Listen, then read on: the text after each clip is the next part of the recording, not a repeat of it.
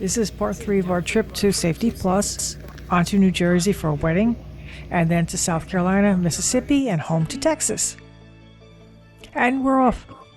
At the end, we'll have a review on the products that we bought from Safety Plus and how they performed.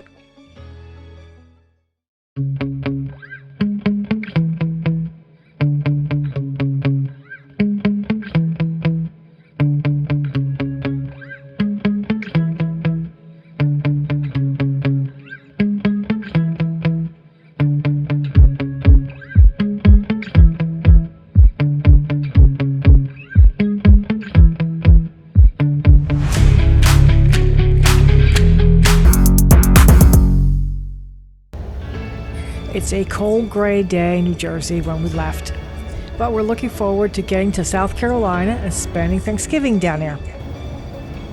The clouds have dissipated and the sun's come out, and it looks like it's going to be a great day. Not a lot of wind either.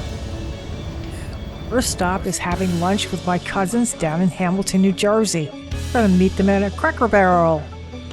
Of course, I forgot to take any video, but we had such a great time. 2 hours later, we're back on the road. Crossing the Delaware River. This puts us in the Baltimore-Washington area, and it's now starting to get dark. And we run into traffic, and more traffic. It was a freaking nightmare. There was traffic everywhere. I had to call our Harvest Host and tell them we were going to be late. They were very nice about it. And here we are, Battlefield Country Store. What a pretty place. You name it, they have it. Fantastic coffee, all kinds of coffee, all kinds of things to eat, jellies, jams, all that good stuff. It's very pretty. This is where we parked last night. We didn't arrive till 8:30. Hot crab cake sandwich special that they heated up for us, and even though they had closed at 7. Super nice people. A really, really pretty place too. Look at these scenes. Absolutely gorgeous.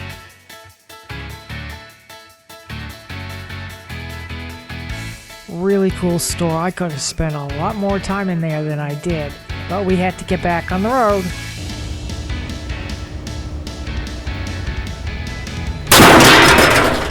What the hell was that? A woman doing over 100 miles an hour in a BMW 7 Series hit us. There were 2 police cars on the side of the road with a car pulled over. Common courtesy is to move over a lane and give them a wide berth. It is also a state law in Texas. In the time that Mike put his signal on, checked his rearview mirrors, she was a tiny dot in the left-hand lane. He started to move over. We don't know whether she was texting, speeding, or she was trying to hide from the cops by using us as a shield. But she was right there in the left front corner where no one can see her. She clipped our left front corner with her right rear back. This sent our rig careening, but Mike was able to counteract it and get back under control. But the damage was done. At least our RV was drivable, and that put us another hour behind. We have since put a dash cam in.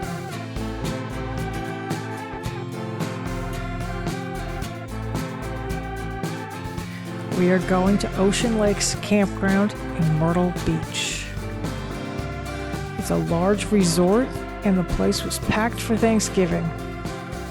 We had an RV site that was only 2 sites away from the ocean, so we had a really nice ocean view. One of the first things we did was take Enzo for a walk on the beach.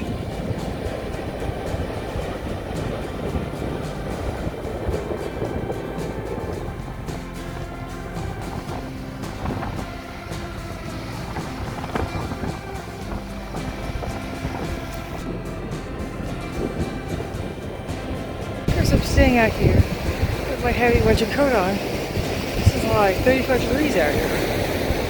But if I close my eyes and I pretend it's warmer. Welcome to Cox Ferry Lake Recreation Area. I'll do some hiking today, make us feel better. This is part of Waccamaw National Wildlife Refuge.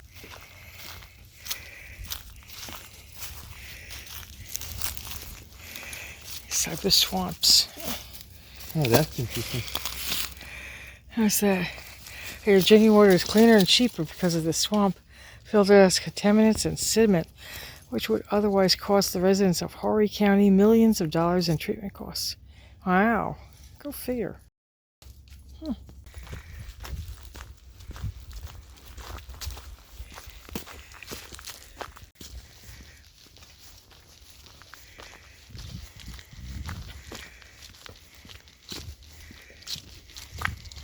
They have all these really nice bridges that go all over the swampy areas.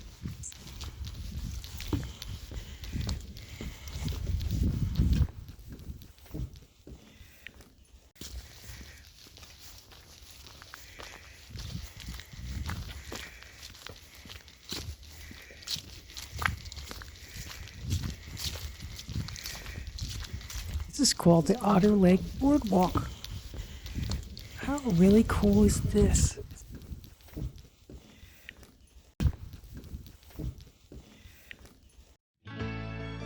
This resort has a really nice laundromat, and we needed to do laundry. And right next door, there's an ice cream place. So we had ice cream and we sat out back where there was a bonfire. The main attraction here is always the ocean. It's so calming and soothing, and we needed to be soothed.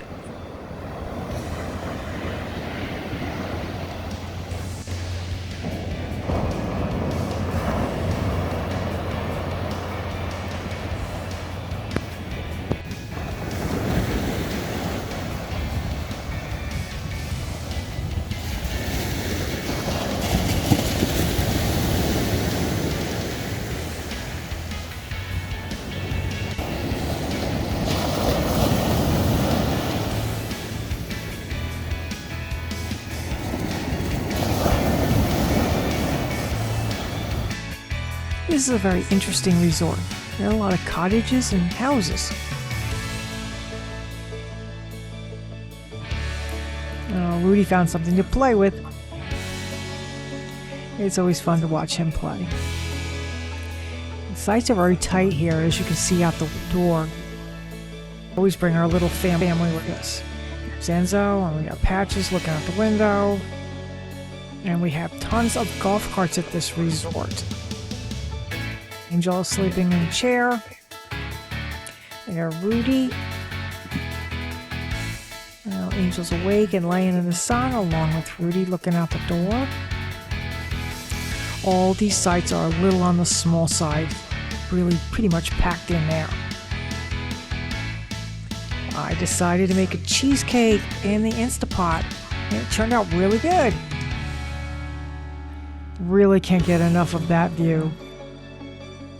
We had a couple of really gorgeous sunsets here too.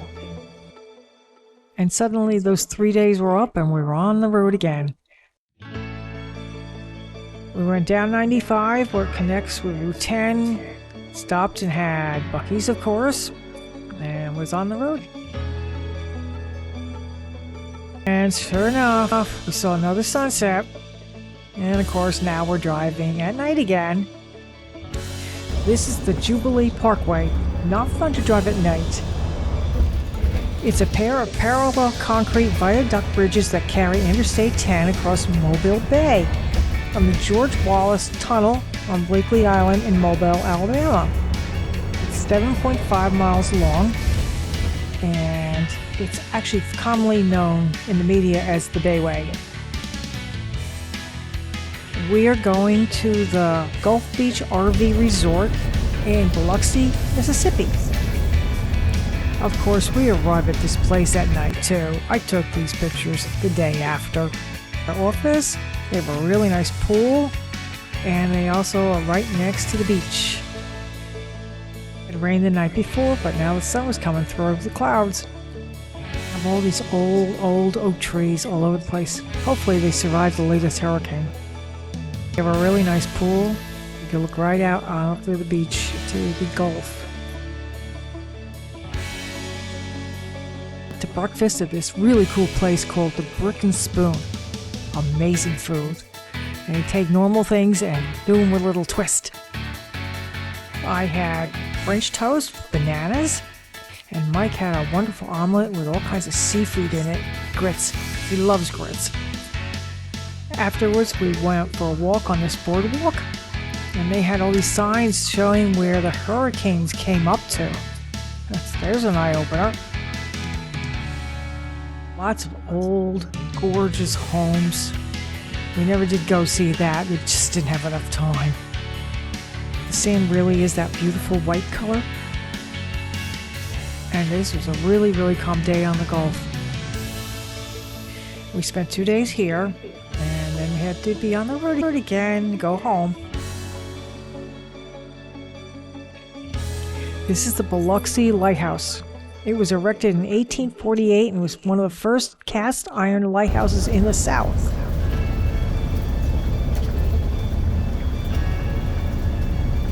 There was a ton of traffic trying to get back onto Route 10 from Biloxi. We must have spent at least an hour creeping along, watching people cut in and get reduced down to 2 lanes, and it just continued. And every time we started to move, we'd slow down, and there'd be another accident. It was just a nightmare. It was a gray, rainy day, and we finally got to Houston. And it was probably around 4 o'clock, and you know what that means. Yes, the sun's starting to go down. At least we were heading west, so we're kind of chasing the sun, but it was still going down, and soon enough, we're in the dark again. Well, I think we drove to home base, parked it, and just drove home. What did we learn from this trip? We learned not to plan our days any longer than 4 or 5 hours. It's just too much driving, and it's just too stressful. We also learned that this 3:30 rule is actually a really good rule. Either stop by 3:30 or don't go more than 330 miles. Because even though we used to drive for hours in our 3500 dually, towing a trailer, it's not the same experience. It's hard. I don't care what you say. It's a big beast. You have to be careful. And that's probably the 3 things we learned. So we're going to try this for the next big trip. See how that works. Tell me, I know we got 4 different things at Safety T plus, or was it 5? We got 4 things for Safety T. Okay. We had our front anti-sway bars replaced. That was a big one. We had an additional rear anti-sway bar added. We had a rear track bar added, and we had Kono shocks in all 4 corners added. Okay, cool. I remember the Kono shocks. I couldn't remember exactly what the other things were named. That's what they were. And so what were your results? What did you like about the additionals? It obviously saved us, you said, when we had the accident. Yeah, I think things would have been different if we didn't have the update during the accident. I really do. Yeah. What are some of the things? It solved a lot of problems. The F-53 chassis in itself has issues. And it's just the nature of the beast. It's what it is. The upgrades basically made the RV drive more like our 1-ton truck than it did an RV. It solved a lot of driving characteristic problems that we were having. Literally, I would say 95% of it's gone. Some of the things we don't do no more. The rig doesn't porpoise anymore. Expansion joints on bridges are really not that big of a deal anymore. Our leaning, my teeth jarring as we went across them originally. The rig leaning left and right and bouncing when we're going around tight turns, that's pretty much gone. Yeah, I hated that. That was eliminated. Yeah, that was good. I like that. Some of the more safetier things when we're changing lanes on the highway, that is much easier now. I used to get nervous changing lanes because when you came back, you always had to oversteer the rig all the time. Mm-hmm. So now we don't have to do that. It's really, you go over, you come back, and it's like one adjustment, and you're back on the road again. That's all. The rig itself the back of the rig tracks with the front of the rig, so there's no oversteering anymore. That's been gone, or I should say I think eliminated. that's one of my favorite features. Yeah. I don't feel like I constantly have to keep correcting it. Yeah, I mean that's pretty much is gone. Wind, it helps a lot with the wind. 8 miles an hour, we used to like white knuckle it. We just didn't like anything over 5 miles an hour was a problem. Now we can run 8, 10, even 15 mile an hour wind isn't that big of a deal as much as it was before, because even when we get blown, which we do, to recover from that wind burst is much easier and less frightening. In other words, I can literally correct the RV within one adjustment and I'm back on the road again. Before it was like you would over-adjust, go into one lane, you come back in the other lane, you go back to the other lane. And if you were close to somebody, forget it. You'd really be panicking. And that's how bad it was. That's all gone. That's been totally eliminated. So overall, I'm 100% happy with the upgrades. Would I do it again? Absolutely. Especially on a gas rig. Does it make it ride smoother? No, it does not. The ride is the ride. But everything's in perspective. Is the ride better? Well, yeah, because we're not fatigued after 4 or 5 hours. And we're not like stressed when we get to our campground. So if that's considered, is it a better ride? Then yes, you're getting a better ride. Yeah. But I mean, physically, is it riding better? I guess it's a matter of opinion. Me, I don't think it does. I think it rides about the same. I like the ride now. I feel like I don't have to keep adjusting it constantly. Yeah, but again, that's not the ride. That's more of the character. That's more of the characteristic of the rig, how it's handling on the road. What I'm saying is, a lot of people have this expectation that it's going to ride like an entry level diesel, and it's not going to. No, it's not. It's a spring suspension thing, and it's going to ride like a truck no matter what you do. Yeah. It's just now it drives a lot more like our 1-ton pickup than it did this big roller skate, or some people say it's like driving a waterbed on a roller skate. That's how they describe it. Exactly. And that was pretty much true. Yeah. So is that all gone? Yes. I mean, now going on trips, it's like we look forward to them. Before I used to get a little nervous about going, what's the wind, what's the weather? Now it's like anything under 15 miles an hour under, it's not a big deal for us. Yeah. We drove that rig at 30 mile an hour wind. And that was, we had to slow it down. We had to get down to 40, but once we got down to 40, 45 miles an hour, the rig handled just as I described it. We were able to recover from the wind burst and whatever, and we didn't get panicking. It's all, like I said, it's all about perspective. Yeah, So. yeah, that's true. Yeah. Yeah, so is it worth it? Yeah. Our experience at Safety T was top notch. These are professionals, and they treated us like family. Yeah. They did. They explained everything to us. They would not let us leave until we were 100% satisfied with what they did. They offered us to let us go take videos. When we got there, we weren't going to get our T-Safety steering stabilizer done, but I had told them I was concerned about it. And before I even got that out of my mouth, they had pulled it off the rig already, took it apart. That was the one piece we had done in Houston. We had that done in Houston. Yeah. They did do it right in Houston. It's just that they wanted to make sure we were happy with it, so they took it off. They re-inspected it. They put it back on and took us for another test drive. So there was nothing wrong with the install that we got done at Houston. It was done correctly. It's just that it was a little more of a peace of mind. I was there. Why not ask? Yeah. And they did it again. They did it all. We didn't pay for installation on anything. We just basically just brought the parts. Yeah. And the parts were priced the same if I was going to buy them outright. So it wasn't like they jacked up the price or anything to cover installation. It was the price was the price. Right. Yeah. And that was it. And all the parts that we picked, I think it's important to say that I had a 3-month conversation with them. Yeah, you did. You were on the phone. I was on the phone, emails back and forth, asking me all kinds of questions. And when he finally realized what I was trying to accomplish, then they came back and said, this is what we think you should be able, this is what you need. And that's when we went down. They would say, okay, we're going to do this. It wasn't like I picked all this stuff myself. They actually helped me pick the right components. We had everything done at one time. So to say this does this and this piece did that, it's hard to say because to me they're all working together. Right. So anyway, that's it. That's all I have. Cool.